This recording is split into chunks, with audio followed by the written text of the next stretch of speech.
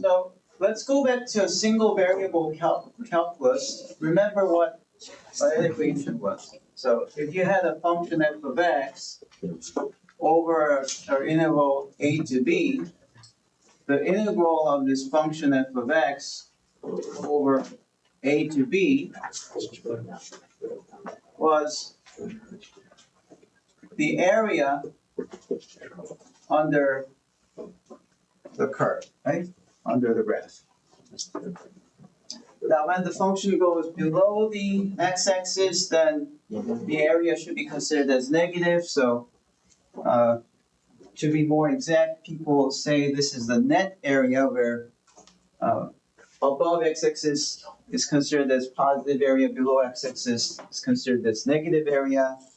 Net area means it's the total. The total area would be where you add all the positive areas and subtract all the negative areas. So that's what you did in calculus 1. Now, what about multivariable functions? So let's use something that we're very used to. Say f of x comma y is equals to x squared plus y squared. This one, we've went through this graph several times. It's like a bowl.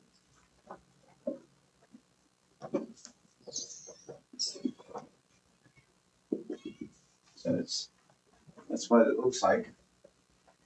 And this thing has its vertex on the origin. Oh, here's x, here's y, here's z. And let's think about the following domain where you have a 1 here, 1 there. Make this triangular domain in the xy plane, okay? And then you go straight up, which will give you some kind of a, well, it'll be not aligned here, but it'll be more like this. So it'll be some three-dimensional object.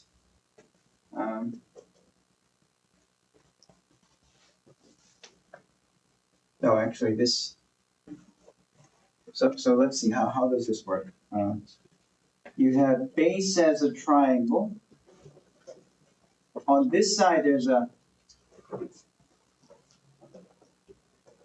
something like that. And maybe I should have drawn it the other side.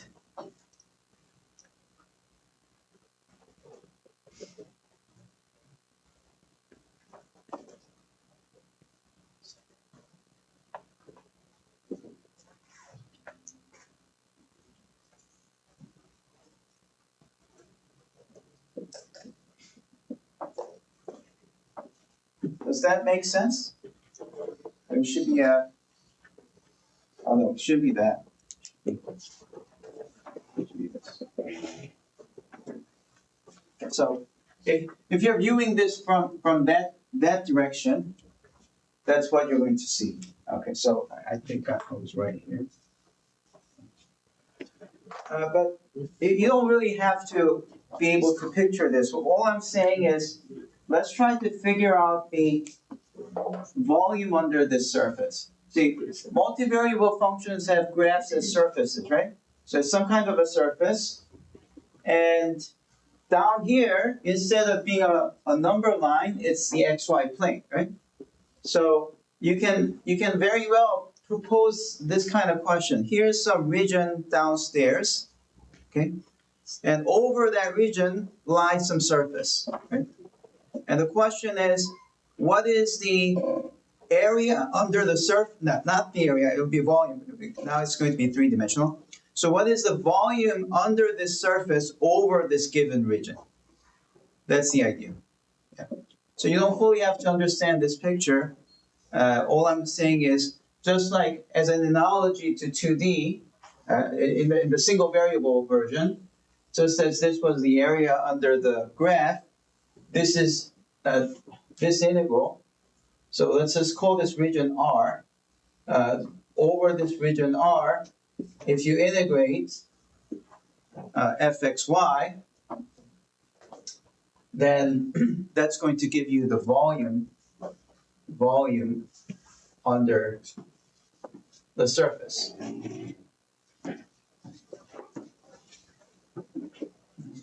So that's the idea. And now we're going to do something here. See, if you recall in 1D, this was obtained by this very complicated procedure called Riemann sums, where you had to add fxi and then you had to multiply delta x, and then you added them, and you took a limit where this delta x went smaller and smaller, right? So this was where you took some slices vertically, and then you had these small delta x's. You multiply that by some value of the function that lives in each of these partitions, and then if you multiply those two, you end up with these area of the rectangle. But then if you take the limit where area of the base length of these columns become so small, then eventually it would converge to this. That was the way we thought about it, right? So that was the meaning of dx. Now, we could come up with a similar theory about the volume here by thinking of a small column that has base that looks like something like a square or rectangle or whatever, and then you multiply this length to approximate the volume, and you can write that this thing as a sum. Okay, but that's just too much. We're not going to go there. Instead of that, we'll just agree on some kind of another definition here. So we're going to call this very small thing, just like how delta x became dx. We're going to call this small element, which is the base area, as dA. So dA is the base area. And then, because if you did that, we're adding these rectangles in two directions, right? So if we had a bunch of columns, those columns will be added in the x direction and then y direction, right? So that's what's going to happen. So you're going to represent this using two integrals. Okay. So that will be the way we're going to write things. But let's actually try to compute this volume, okay? So I want to show you how this volume is actually computed, and by doing that, you can kind of get a sense of how things are done in this case. All right.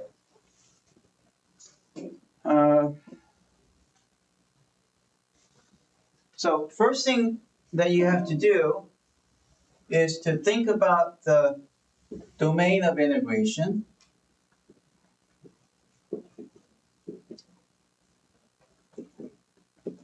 In our case, it's this shape on the xy plane,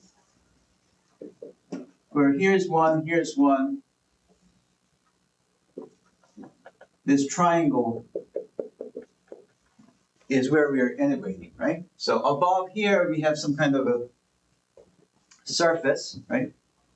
And that volume under the surface is being computed.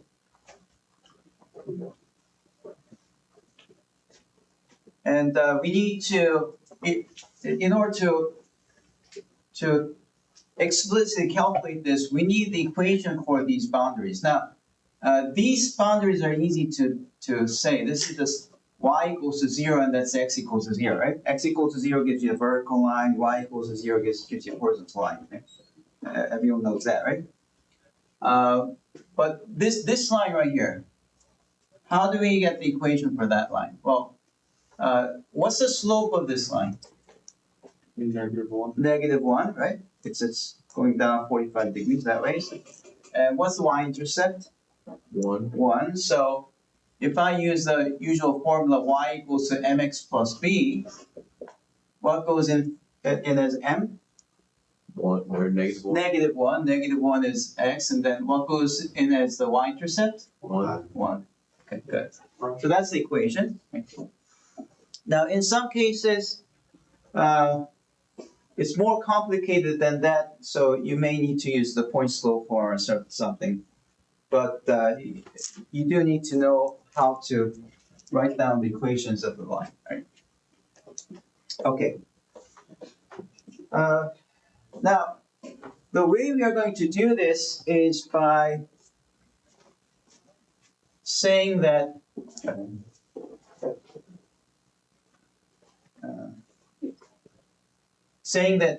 dA, so this dA over here, we're going to think of it as dy dx, right? If you have, well, what is dy? dy is a very small increment. Dy is a very small increment in the y direction, right? Dx is a very small increment in the dx direction. So if you multiply these two, you get a very small area element. Do you agree? Right. So that's how we're going to rewrite dA. And then we have to add these over that domain. So that's what we have to do. Okay. Now,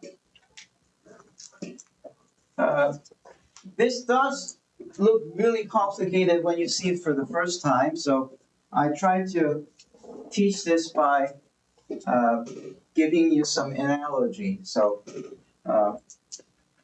when you do two-dimensional integrals and double integrals, a nice way to look at this is imagine that you have a part-time job as painting walls. Painting walls. And, you go into a house and they say, can you paint this side of the wall? Only this portion to be red or something. Okay. Say you have that skill. Yeah. And when the lead person that's giving you orders tells you exactly what to do, they're going to say there's only two methods in painting. Okay?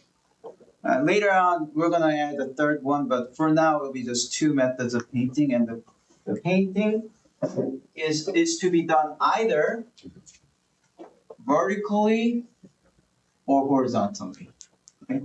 And when you do vertically, when you paint, you should always do it in the direction where the values are increasing. Okay, so if you're painting vertically, the y coordinates increase as you go up, right? So you should always go bottom to up when you paint. Okay, you never go the opposite way. Okay, or if you're painting horizontally, you have to go from left to right because that's the direction where the x coordinates are increasing. You get that? All good? Okay, this is the important part. Okay, only two ways to paint the given region. One method is to paint upwards. Another method is to paint horizontal. Right? And it turns out that for any given problem, there's always these two ways to go about solving the problem. In some rare cases, only one direction works. So if the question is laid out in the wrong direction, then you have to change the order of integration. But you wouldn't understand what I just said. That's okay. So for now, let's try to paint upwards. I want to show you how this thing can be painted upwards. Okay. So if I paint upwards,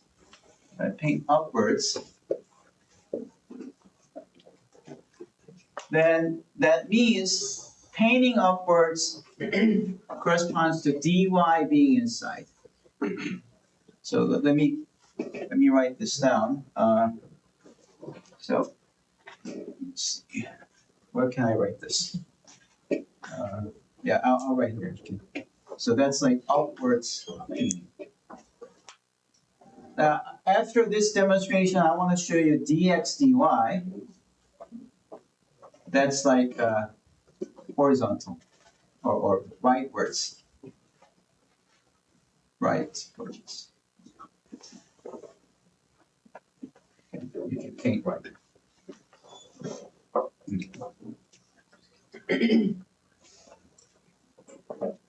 And in one variable calculus, when you integrate, you have to give the starting point and the end point, and these are numbers, right? Yeah. So it's the integration here starts from a point and ends at a point. But when you paint upwards,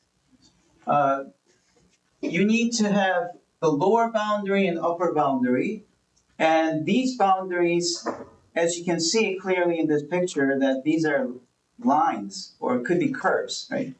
So when you paint upwards, usually what happens is like you have two things here. Let's say y equals to some g of x, and then this is y of equals to h of x.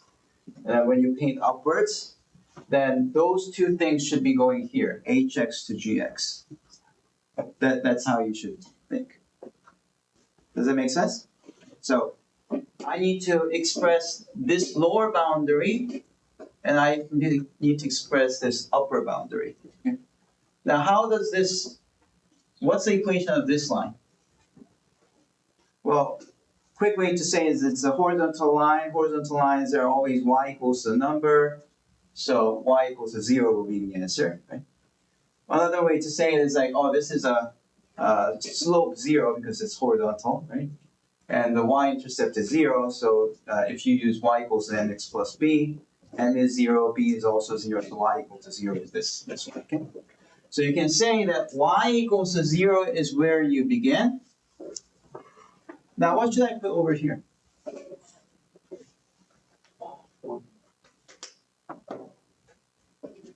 I began at this border.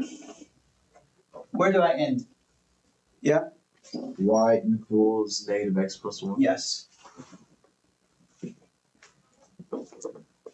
Okay.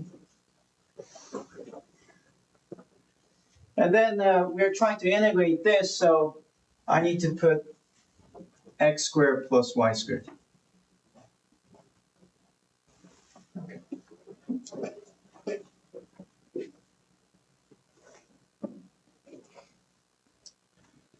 All right, so when I paint, these are the ones that I naturally get. But then after this, that's when painting analogy stops, okay? Now you have to think about what this is actually doing. See, remember that integration is really the limit of sigma. Sigma means summation, you're adding stuff, right? So as you're going in this direction and you add stuff, the things that you add get now populated on the x-axis only. Okay? If you integrate out one variable, now you end up with a single variable. So you had two variables in the beginning. When you integrate out the x variable, now you just have that. If you integrate out the y variable, now you just have x variable. That's what's happening. Okay. So every integration reduces the dimension, and if you reduce the dimension now, you're just integrating over a line. That's just like this one, right? Yeah. So after integration, then for this one, you just have to provide the beginning and ending point, okay? So it begins at 0 and ends at 1, so it starts at 0 and ends at 1, okay? And you can kind of think about this as curve to curve, but then point to point. That's the way you can conceptualize a double integral, okay? Yeah. So think about this as curve to curve, but point to point.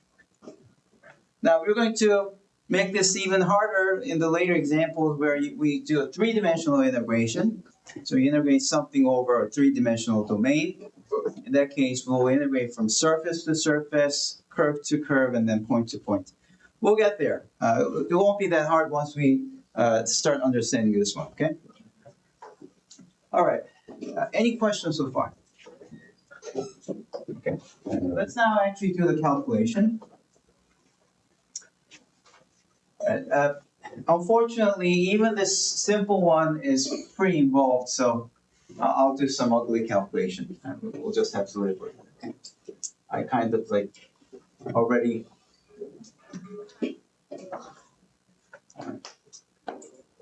I'm regretting my choice here, but what can I do? Okay. So I integrate by y, since, and each of these integrals are considered as partial integration, meaning that the other ones are considered as constant. So when I integrate by y, it means I'm considering considering x as a constant. I'm integrating this as a function of y only. Okay? So x squared integrates to x squared y. Y squared integrates to what? What's the integral of y squared if you integrate by y? 1/3. Yeah, 1/3 y to the third. Okay. And then you're plugging in y equals to negative x plus 1 and y equals to 0. Okay. Oh, I just wrote down 0 and 1, but it's really x equals to 0, right? Even if I don't say that because it's dx here, x equals to 0, x equals to 1. Okay. I'm not going to write that. And often people don't write down y equals here because dy kind of like obviously explains that. Okay. Yeah, I'll bring that point out again. But anyways, let's continue. All right. So now we still need to integrate by x, but we need to plug these in. When you plug in y equal to 0, thankfully nothing happens. So we just need to figure out what this is, which is pretty ugly. All right. So what is that? 0 to 1. X squared times negative x plus 1 plus 1/3 negative x plus 1 cubed. Okay, so this is what you get if you plug into each of the y negative x plus 1. Okay, let's simplify before we do more computation. So that's going to be negative x cubed plus x squared plus 1/3, and if you expand this, that's going to be negative x cubed plus 3x squared minus 3x plus 1. Okay. It's gonna this is also some algebra that you have to take some time to get the answer to. I just happen to have it memorized. But to get this result, you have to rewrite this as negative x plus 1 times negative x plus 1 times negative x plus 1. You have to FOIL it out. So it's not so straightforward, but if you do it, you'll get this answer. Okay? The minor algebra details are not so important to me, so I'll skip that. Okay? So that's going to end up getting 0 to 1, and then you have negative 1/3. Negative 1 adds to negative 4/3 x cubed. 1/3 and 3 cancel, so you have x squared plus x squared, so that's going to give you 2x squared. And then 1/3 of negative 3x would be negative x and plus 1/3.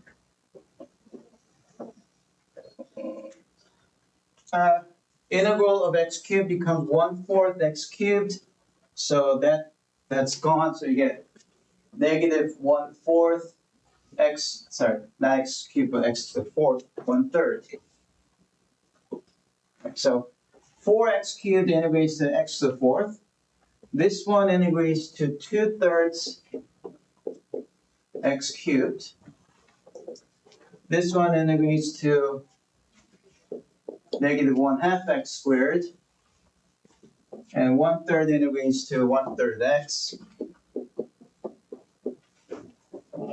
And to this, now you have to plug in 1 and 0. And this part, you probably have done many similar problems in calculus 2, so that's not a surprise. When you plug in 1, you get negative 1/3 plus 2/3 minus 1/2 plus 1/3. Yeah, and then these two cancel. And when you plug in 0, there's nothing. These are all zeros, so that you don't have to care. And for these two, we have to make common denominators. Multiply 2 top and bottom, so it's 4, 6, and then multiply 3 on top and bottom, 3, 6. That's going to give you 1, 6.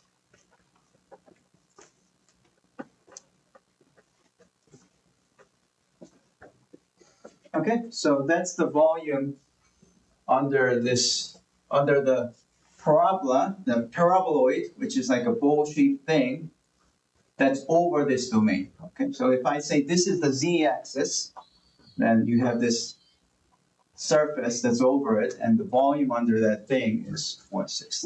That's what we figured out. Is that okay? Right. Now let me try to explain how you can do the same computation, but this time painting rightwards. Okay? So let's think about the same domain.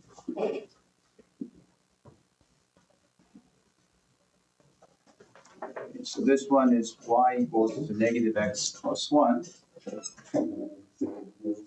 And this time we're trying to paint going right. How do we decide that that triangle was going to be like the parameter that we were doing? Was that That was given. it was given? The domain was given. Okay. So the domain. So initially the question was integrate this x squared plus y squared over this region R, where the region R is this shape. Okay. Okay, that was given.